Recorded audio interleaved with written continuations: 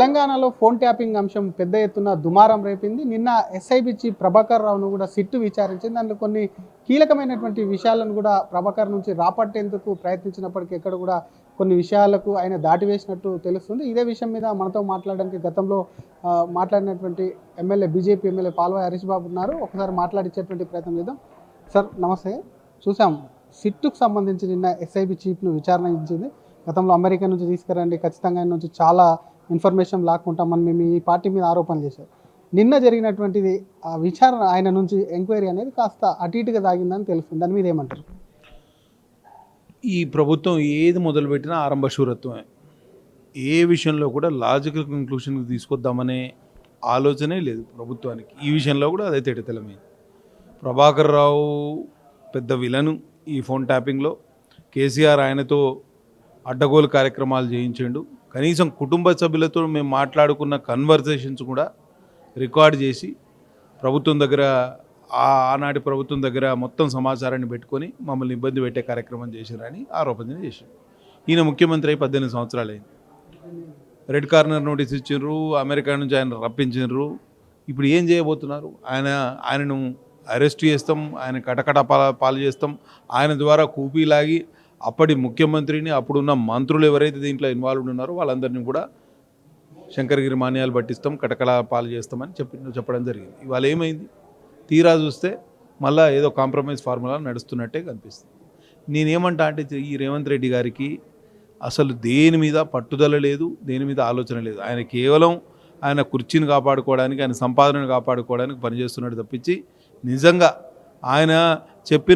ఆయన ఎన్నికల సందర్భంగా చెప్పిన ఏ విషయం మీద కూడా ఆయనకు పట్టుదల లేదనేది అర్థమవుతుంది. ఈ విషయంలో కూడా అంతే.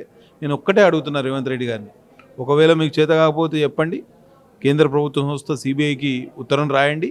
ఈ పూర్తి ఫోన్ ట్యాపింగ్ అనేది సహజ న్యాయ సూత్రాలకు విరుద్ధం, వ్యక్తిగత గోప్యత కూడా విరుద్ధం.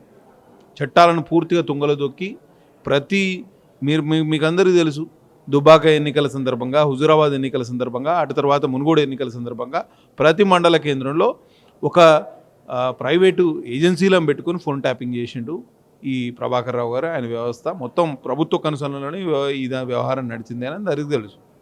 మరి దీని మీద విచారణ జరిపి బాధ్యుల మీద చర్యలు తీసుకుంటారా, లేక టైం పాస్ చేస్తారా అనేది ఇప్పటికైనా ప్రభుత్వంలో ఉన్న పెద్దలు, ముఖ్యమంత్రి గారు చెప్పి తీరాలి. కానీ ప్రభాకర్ రావు నాకు సంబంధమే లేదు అసలు ఫోన్ ట్యాపింగ్ అనేది, దానికి ఒక రివ్యూ కమిటీ ఉంటుంది, ఆ కమిటీ చేస్తేనే చేస్తామని చెప్తున్నాడు.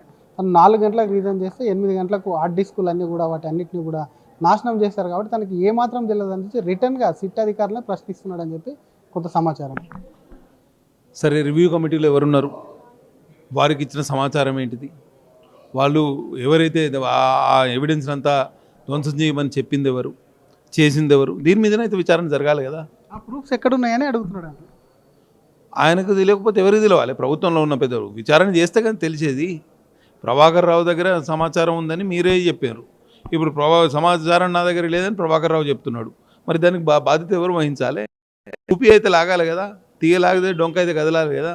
నువ్వు లాగే పరిస్థితి లేదు. కోట్ల రూపాయలు ఖర్చు పెట్టినరు, 1,00,000 ఎకరాలకు కూడా నీళ్ళు వారించలేదు. కాబట్టి ఇవన్నీ చెప్తా ఉంటే దయ్యాలు వేదాలు వల్లించారంటే ఈ హరీష్ రావు గారి అబద్ధాలు ఇకరైనా మానుకోవాలి.